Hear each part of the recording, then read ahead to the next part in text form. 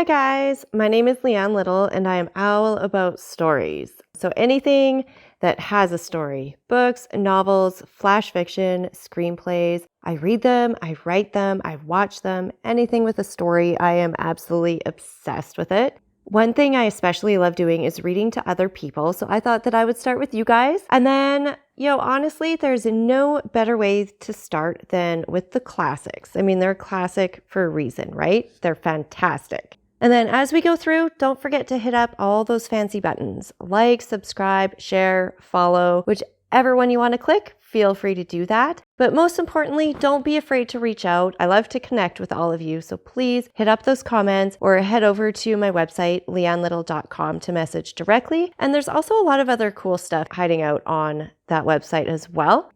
So today I am reading Chapter 4 from the Count of Monte Cristo by Alexandre Dumas. We left off with Edmond and Mercedes walking off to settle the preliminaries of their engagement, and they pass by Danglars, Caderousse, as well as Mercedes' cousin Fernand. And it's just the beginning of the entire story here. We could kind of start seeing all of the little gears turning in Danglars' mind about how he could get what he wants, basically. So we're just going to get started with Chapter 4, and here we go. Chapter 4, Conspiracy. Danglars followed Edmond and Mercedes with his eyes until the two lovers disappeared behind one of the angles of Fort St. Nicholas. Then, turning around, he perceived Fernand, who had fallen, pale and trembling, into his chair, while Caderousse stammered out the words of a drinking song. "Well, my dear sir," said Danglars to Fernand, "here is a marriage which does not appear to make everybody happy." "It drives me to despair," said Fernand.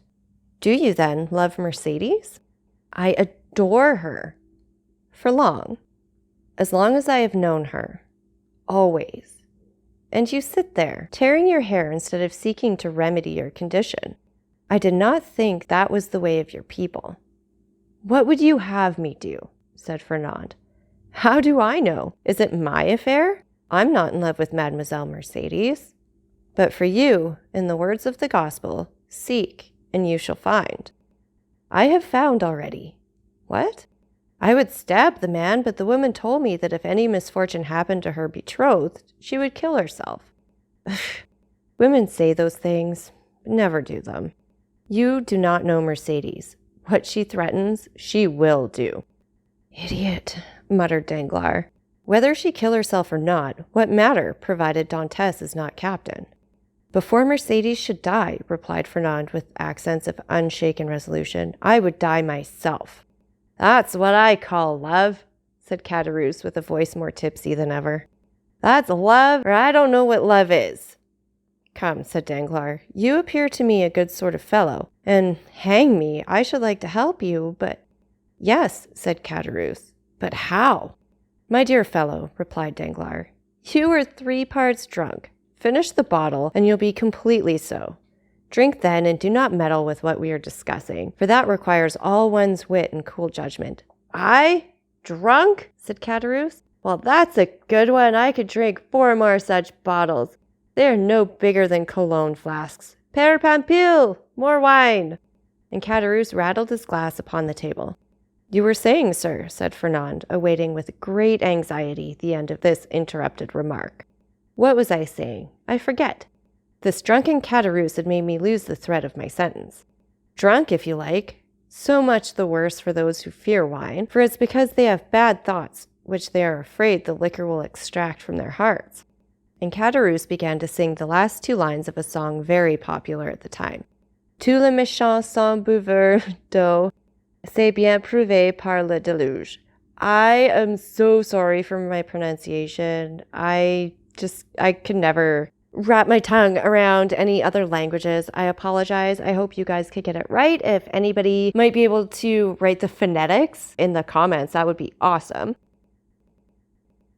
"You said, sir, you would like to help me, but—" "Yes, but," I added, "to help you, it would be sufficient that Dantès did not marry her you love, and the marriage may easily be thwarted, methinks, and yet Dantès need not die."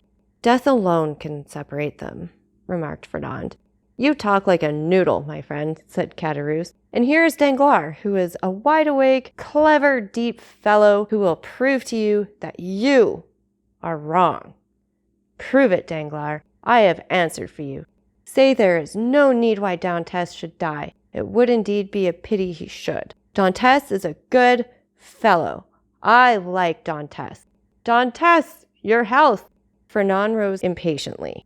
Let him run on, said Danglars, restraining the young man. Drunk as he is, he's not much out in what he says.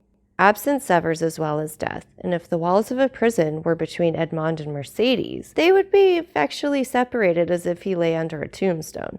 Yes, but one gets out of prison, said Caderousse, who, with what sense was left him, listened eagerly to the conversation. And when one gets out and one's name is Edmond Dantès, one seeks revenge. What matters that? Muttered Fernand. And why, I should like to know, persisted Caderousse. Should they put Dantès in prison? He is neither robbed, nor killed, nor murdered. Hold your tongue, said Danglars. I won't hold my tongue, replied Caderousse. I say I want to know why they should put Dantès in prison. I like Dantès. Dantès, your health! And he swallowed another glass of wine. Danglars saw in the muddled look of the tailor the progress of his intoxication, and turning towards Fernand, said, Well, you understand there's no need to kill him. Certainly not, if, as you said just now, you have the means of having Dantès arrested. Have you the means? It is to be found for the searching, but why should I meddle in the matter? It's no affair of mine. I know why you meddle, said Fernand, seizing his arm. But this I know. You have some motive of personal hatred against Dantès, for he who himself hates is never mistaken in the sentiments of others. I? Motives of hatred against Dantès? None, on my word. I saw you were unhappy, and your unhappiness interested me, that's all. But since you believe I act for my own account, adieu, my dear friend. Get out of the affair as best you may. And Danglars rose as if he meant to depart. No, no, said Fernand, restraining him. Stay. It is of very little consequence to me at the end of the matter whether you have any angry feeling or not against Dantès. I hate him. I confess it openly. Do you find the means? I will execute it, provided it is not to kill the man, for Mercédès has declared she will kill herself if Dantès is killed. Caderousse, who had let his head drop on the table, now raised it, and looking at Fernand with his dull and fishy eyes, he said, Kill Dantès? Who talks of killing Dantès? I won't have him killed. I won't. He's my friend, and this morning offered to share his money with me as I shared mine with him. I won't have Dantès killed. I won't. And who has said a word about killing him, Muddlehead? Replied Danglars. We were merely joking. Drink to his health, he added, filling Caderousse's glass, and do not interfere with us.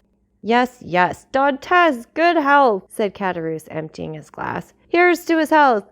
His health! Hooray! But the means? The means, said Fernand. Have you not hit upon any? Asked Danglars. No, you undertook to do so. True, replied Danglars. The French have superiority over the Spaniards, that the Spaniards ruminate, while the French invent. Do you invent, then? Said Fernand impatiently. Waiter, said Danglars. Pen, ink, and paper. Pen, ink, and paper, muttered Fernand. Yes, I'm a supercargo. Pen, ink, and paper are my tools, and without my tools I am fit for nothing. Pen, ink, and paper, then, called Fernand loudly. There's what you want on that table, said the waiter. Bring them here. The waiter did as he desired. When one thinks, said Caderousse, letting his hand drop on the paper, there's here wherewithal to kill a man more sure than if we'd waited at the corner of a wood to assassinate him. I have always had more dread of a pen, bottle of ink, and a sheet of paper than of a sword or pistol. The fellow is not so drunk as he appears to be, said Danglars. Give him some more wine, Fernand. Fernand filled Caderousse's glass, who, like the confirmed topper that he was, lifted his hand from the paper and seized the glass. The Catalan watched him until Caderousse, almost overcome by this fresh assault on his senses, rested, or rather dropped, his glass upon the table. Well, resumed the Catalan as he saw the final glimmer of Caderousse's reason vanishing before the last glass of wine. Well then, I should say, for instance, resumed Danglars, that if, after a voyage such as Dantès has just made, in which he touched at the island of Elba, someone were to denounce him to the king's procurer as a Bonapartist agent. I will denounce him, exclaimed the young man hastily. Yes, but they will make you then sign your declaration and confront you with him you have denounced.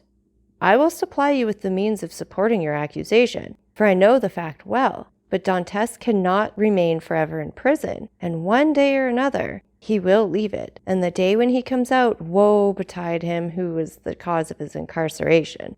Oh, I should wish nothing better than that he would come and seek a quarrel with me.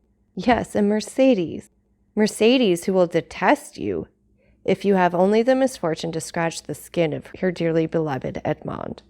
True, said Fernand. No, continued Danglars. If we resolve on such a step, it would be much better to take, as I do now, this pen, dip it into this ink, and write with the left hand, that the writing may not be recognized, the denunciation we propose. And Danglars, uniting practice with theory, wrote with his left hand and in a writing reversed from his usual style and totally unlike it, the following lines which he handed to Fernand, and which Fernand read in an undertone. The Honorable, the King's Attorney, is informed by a friend of the throne and religion that one Edmond Dantes, mate of the ship Pharaon, arrived this morning from Smyrna after having touched at Naples and Porto Ferraio, has been entrusted by Murat with a letter for the usurper, and by the usurper with a letter for the Bonapartist committee in Paris. Proof of this crime will be found on arresting him, for the letter will be found upon him or at his father's, or in his cabin on board the Pharaon. Very good, resumed Danglars. Now your revenge looks like common sense, for in no way can it revert to yourself, and the matter will thus work its own way. There's nothing to do now but fold the letter as I'm doing and write upon it, to the King's Attorney. And that's all settled. And Danglars wrote the address as he spoke. Yes, and that's all settled, exclaimed Caderousse, who, by a last effort of intellect, had followed the reading of the letter and instinctively comprehended all the misery which such a denunciation must entail. Yes, that's all settled, only it'll be an infamous shame, and he stretched out his hand to reach the letter. Yes, said Danglars, taking it from beyond his reach. And as what I say and do is merely in jest, and I, among the first and foremost, should be sorry if anything happened to Dantes, the worthy Dantes. Look here. And taking the letter, he squeezed it up in his hands and threw it into the corner of the arbor. All right, said Caderousse. Dantes is my friend, and I won't have him ill-used. And who thinks of using him ill? Certainly neither I nor Fernand, said Danglars, rising and looking at the young man, who still remained seated, but whose eye was fixed on the denunciatory sheet of paper flung in the corner. In this case, replied Caderousse, let's have some more wine. I wish to drink to the health of Edmond and the lovely Mercedes. You have had too much already, drunkard, said Danglars, and if you continue, you'll be compelled to sleep here, because unable to stand on your legs. I? Said Caderousse, rising with all the offended dignity of a drunken man. I can't keep up on my legs? Why, I'll wager I can go up into the belfry of the Cools, and without staggering, too. Done, said Danglars. I'll take your bet. But tomorrow. Today it's time to return. Give me your arm and let us go. Very well, let us go, said Caderousse. But I don't want your arm at all. Come, Fernand, won't you return to Marseille with us? No, said Fernand. I shall return to the Catalans. You're wrong. Come with us to Marseille. Come along. I will not. What do you mean you will not? Just as you like, my prince. There's liberty for all the world. Come along, Danglars, and let the young gentleman return to the Catalans if he chooses. Danglars took advantage of Caderousse's temper at the moment to take him off towards Marseille by the Port St. Victor, staggering as he went. When they had advanced about 20 yards, Danglars looked back and saw Fernand stoop, pick up the crumpled paper, and putting it into his pocket, then rush out of the arbor towards Pilon. Well, said Caderousse, why, what a lie he told. He said he was going to the Catalans, and he's going to the city. Hello, Fernand, you're coming, my boy.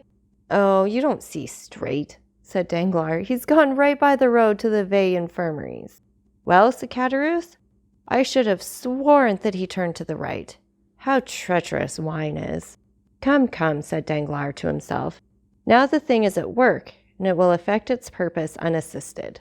All right, guys, that's it for chapter 4. Please take a minute to like, subscribe, follow, share.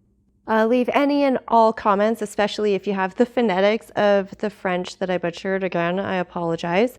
And if you guys want to contact me directly, please feel free to go to my website, leannelittle.com.